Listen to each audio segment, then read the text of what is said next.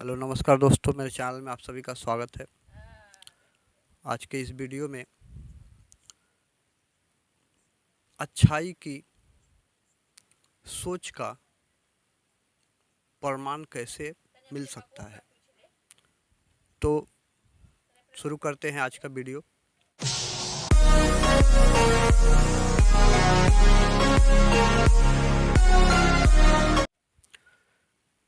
किसी भी काम को, किसी भी वस्तु को या कोई भी चीज़ हो, जैसे कि मान लिया जाए कि अगर आप कोई फल रखे हैं तो उसका आप खुद से ही अगर चयन करेंगे कि उन फलों में अगर कुछ अच्छे हैं कुछ खराब हैं, तो ये खुद पर अच्छाई का खुद से बयान करना ये सही नहीं होता। अगर आप सही हैं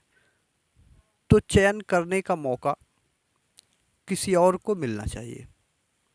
किसी सामने वाले को चयन करने का मौका देना चाहिए। अगर कोई सामने वाला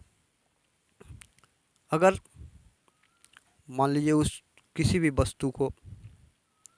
कोई भी सामान हो या कोई भी चीज़ हो खाने के ही, जैसे फलों में ही किसी को चयन करने का आपने मौका दिया, वह व्यक्ति अगर आपके लिए अगर सही उचित और अच्छा देखकर चयन किया और खुद के लिए कड़वा या खराब या कष्टदायी कोई भी रास्ता कोई भी काम अपनाया, तो इसका मतलब ये नहीं कि वह व्यक्ति जो खुद के लिए परेशानियों को का बोझ अपने सर पर लिया, आपको अच्छी सुविधाएं या अच्छे खाने की वस्तु हो, अगर फल का चयन में ही अगर वह व्यक्ति खुद अगर उन फलों में से जो कड़वा है या सही नहीं है उसका चयन खुद के लिए अगर करता है और आपके लिए अच्छे फलों का चयन करके आपको दे देता है, तो इसका मतलब यह नहीं होता कि वह व्यक्ति सामने वाला बेवकूफ़ है, बल्कि इसका मतलब यह होता है कि उस व्यक्ति की सोच बहुत हद तक ही बहुत अच्छी है, इसलिए वह खुद के लिए कष्टदायी कड़वाहट या वह वस्तु को खुद के हिस्से में रखा और आपके हिस्से में अच्छी दिया। जैसे कि रामायण में माता सेवरी ने प्रभु भगवान श्री राम जी के लिए बैर पेड़ पर से तोड़ तोड़ करके मीठे उन्हें बैर खिलाने के लिए भगवान श्री रामचंद्र जी को इकट्ठा करने की कोशिश किया उन्होंने। फिर उन्होंने सोचा कि आखिर मैं जो बैर रखी हूँ उनमें से मीठा कौन सा होगा, इसका पता कैसे चलेगा। तो उन्होंने क्या किया, उसके लिए चख चख कर जो मीठे फल थे उन्होंने एक टोकरी में इकट्ठा किया भगवान श्री रामचंद्र जी को देने के लिए,